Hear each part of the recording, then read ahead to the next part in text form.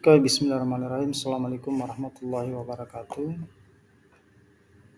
Selamat malam Bapak dan Ibu yang membuka video ini di waktu malam. Dan memang saya membuatnya di waktu malam. Dan selamat siang yang membuka video ini di waktu siang. Baiklah Bapak dan Ibu semua yang saya hormati. Kali ini saya akan mencoba berbagi tentang pengerjaan e-kinerja pada platform Merdeka Mengajar atau PMM. Yang pertama, kita buka di tab baru. Kalau kita masuk lewat website, maka kita klikkan di sini guru.kemdikbud.co.id. Ya, seperti ini sudah nampak. Kita klik saja ini. Nah, kemudian kita pilih yang bagian atas. Kita klik kanan. Kalau akan terbuka seperti ini. Ini tampilan beranda daripada PMM dari akun belajar kita. Kebetulan Bapak Ibu saya menggunakan Chromebook ya. Nah, ketika kita ingin masuk di kinerja, maka kita klik pengelolaan kinerja. Boleh klik kanan sambil buka di tab baru. Ya, supaya tampilannya tetap di Chromebook. Oh, ternyata tetap. Saya ulang kembali Bu, kita klik satu kali karena kembali lagi ke berandanya. Nah, ini sudah terbuka, sudah masuk di menu e-kinerja. Karena kebetulan saya sudah pernah membuka e-kinerja, saya sudah memilih RHK, maka tampilannya seperti ini. Tapi ketika Bapak Ibu belum memilih jenis RHK dan dari rapor pendidikan yang telah ditentukan oleh Kemdikbud berdasarkan rapor pendidikan yang berwarna merah, itu Bapak Ibu ketika masuk di sini diarahkan untuk membenarkan dulu data profil yang nampak di layar monitor atau HP Bapak Ibu, apakah data, NIP, golongan dan sebagainya itu sudah cocok. Tapi karena saya sudah masuk, maka tampilannya seperti ini. Oke, kita lanjut di rencana kinerja. Ketika kita sudah membenarkan dan sudah melihat RHK, maka ketika kita akan masuk, maka akan ada yang seperti ini. Kita klik ini, lanjut rencana kinerja. Nah, Bapak Ibu, ini rekomendasi dari rapor pendidikan. Ketika ada 3 merah, maka kita pilih salah satu. Ini rapor pendidikan kita. Aktivitas interaktif, interaksi pembelajaran, dan interaksi adaptif. Misalnya kita pilih ini, aktivitas interaktif ya, dari rekomendasi Kemdikbud, kita pilih ini. Kita akan dipilih. Kemudian kita masuk di bawah ini, sudut kanan bawah ke pengembangan kompetensi. Maka dia akan tampil seperti ini Bapak Ibu ya. Berdasarkan Perdikjen GTK ini undang-undangnya ya, diharapkan memiliki minimal 32 poin minimal untuk memenuhi ekspektasi SKP yang akan nanti kita buat. Bapak Ibu, kebetulan saya sudah memilih RHK dan ini melebihi dari ketentuan minimal poin yang harus kita capai oleh setiap guru. Saya sudah mendapatkan 56 poin dari RHK yang saya pilih. Kalau Bapak Ibu silakan pilih dengan mengklik segitiga terbalik ini ke bawah. Ya, silakan Bapak Ibu pilih RHK mana yang kita mau jadikan RHK yang akan kita laksanakan di periode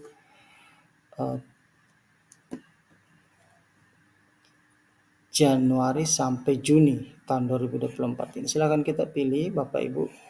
Kebetulan di RHK pertama ini saya memilih meningkatnya kompetensi melalui peran sebagai penggerak komunitas belajar dan mengadakan minimal 3 kegiatan berbagai praktik baik. Itu jumlahnya 36 poin. Satu RHK ini sudah melebihi dari ketentuan ekspektasi yang dianggap memenuhi ekspektasi 32. Tapi ketika kita milih RK ini 36, maka itu sudah melebihi 4 poin dari ekspektasi standar yang ditentukan. Ya, misalnya kita pilih ini, maka dia itu target kuantitasnya satu kegiatan ya dalam satu semester ini dari Januari sampai Juni itu secara 36 poin. Ini coba kita lihat Bu, di bawah garis kotak ini catatan 3 kegiatan setara dengan 36 poin. Berarti karena ditunjang oleh sertifikat, maka sertifikatnya mungkin 3. 3 kita gabung sertifikatnya, itu nanti kalau kita gabung maksimal 10 MB. Baiklah, kita tambah untuk RHK kedua. Ini ketika tidak ada RHK di bawahnya ini, maka di bawah nomor 1 ini Bapak Ibu ada tanda tambah. Silakan kita klik tambah. Saya kasih contoh di sini tambah.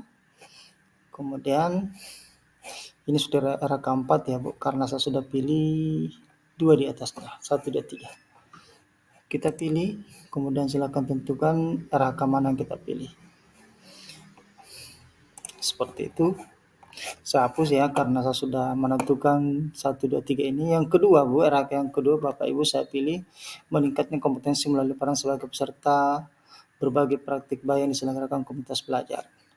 Ini bisa kita lihat di website saya, di website ini rincian penjelasan mengenai setiap poin RHK dari mana bisa kita dapatkan dan pada kegiatan apa kita bisa mendapatkan poin atau kegiatan yang diakui dari RHK berdasarkan perhitungan poinnya. Itu bisa dilihat di sini di website yang saya buat ini. Ini Bapak Ibu ya. Yang pertama RHK tadi yang 36 poin itu adalah syaratnya adalah sertifikat Kombel 3 kali. Ini yang di PDF-kan menjadi satu paling tinggi 10 MB ya. Sertifikat penggerak Kombel, ini pengurus Kombel, di mana Kombelnya itu harus menuntaskan pelatihan kurikulum merdeka untuk bisa membuat Kombel didaftarkan pada PMM. Ya. Kombel yang dimaksud di sini bisa Kombel antara sekolah, komunitas belajar di lingkungan sekolah, antara sekolah, kemudian antara sekolah itu misalnya KKG untuk SD, MGMP untuk SMP, K3 untuk kepala sekolah, MKS dan untuk Semada, dan Kombel-Kombel lainnya lintas luar sekolah atau kecamatan. Itu harus melaksanakan kegiatan 3 kegiatan untuk setara 36 poin tersebut. Berarti kemungkinan sertifikatnya 3 kita jadikan 1. Ini untuk RHK yang saya pilih tadi. Untuk yang kedua, Bapak Ibu,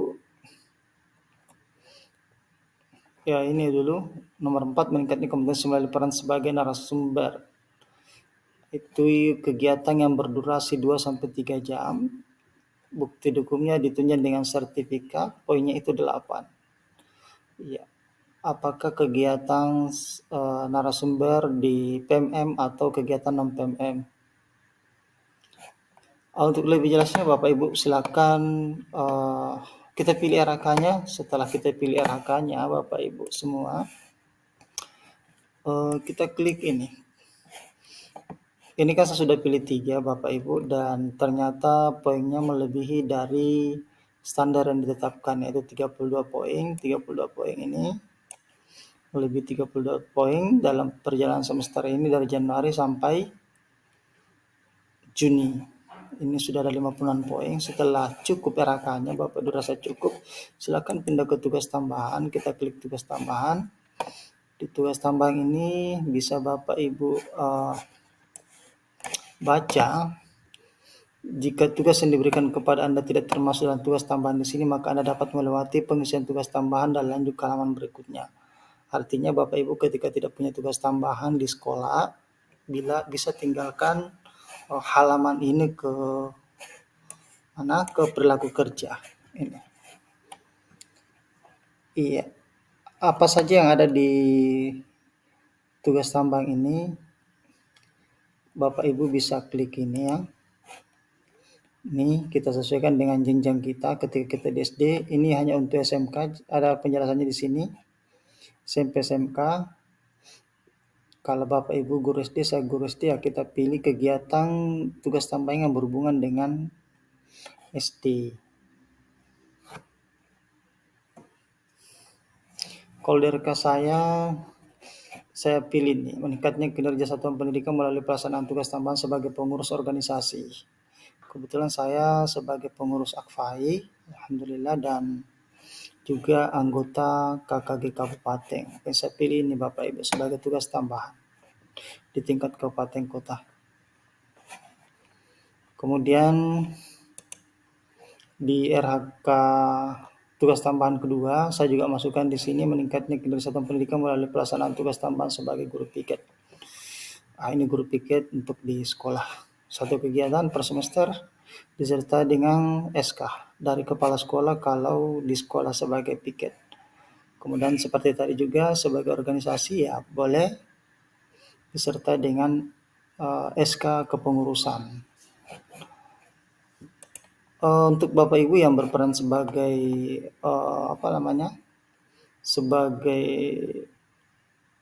bendahara dana BOS bisa dimasukkan sebagai tugas tambahan kita. Karena di sini saya lihat ini semua jenjang ya, SD, SMP, SMK, ini bisa kita lihat di sini. Yang bendahara BOS bisa masukkan sebagai tugas tambahan. Yang punya tugas tambahan sebagai operator, silakan juga tambahkan di sini. Baiklah, ketika kita sudah menentukan Bapak Ibu, kebetulan di tugas tambahan ini saya ambil 2. Kemudian kita pindah ke perilaku kerja, Bapak Ibu guru semua. Di perilaku kerja ini ada beberapa aspek yang menjadi penilaian nanti sebentar. Ada 7 ya. Yang pertama, ini berorientasi pelayanan. Berorientasi pelayanan ini untuk memilihnya apa perilaku yang paling ingin difokuskan di tahun ini. Silakan Bapak Ibu klik yang tiga ini. Di sini ada 3 pilihan perilaku yang ingin difokuskan di tahun berjalan ini Januari sampai Juni. Silakan pilih. Kebetulan yang saya pilih memahami kebutuhan peserta didik dan bersama-samanya. Nah, ketika kita pilih, bagaimana Anda akan menerapkan perilaku tersebut dalam kehidupan sehari-hari? Pilihannya ada 4, silakan Bapak Ibu pilih. Melintasi kebutuhan studi secara proaktif, silakan dipilih. Ini yang saya pilih. Begitu juga akuntabel. Untuk indikator perilaku ini, sebelum kita melangkah memilih, alangkah baiknya mungkin kita klik dulu ini selengkapnya untuk kita baca dalam bentuk file PDF.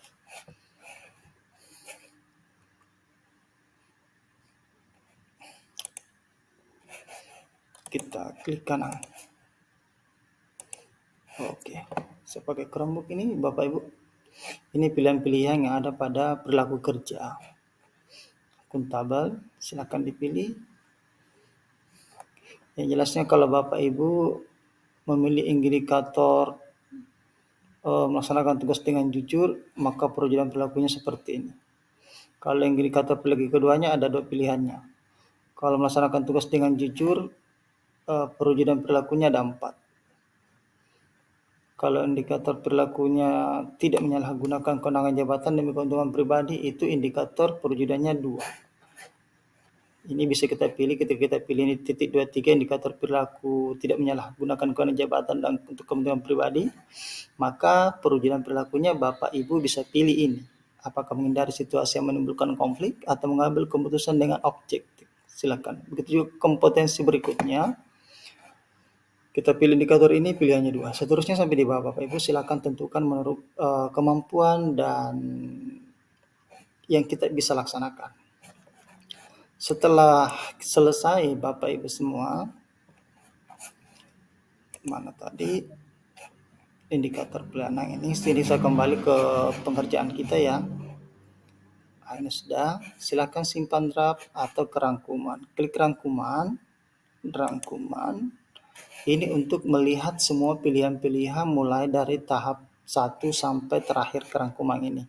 Yang kita pilih-pilih ada semua di sini, silakan dibaca-baca sebelum kita ajukan ke kepala sekolah atau atasan kita.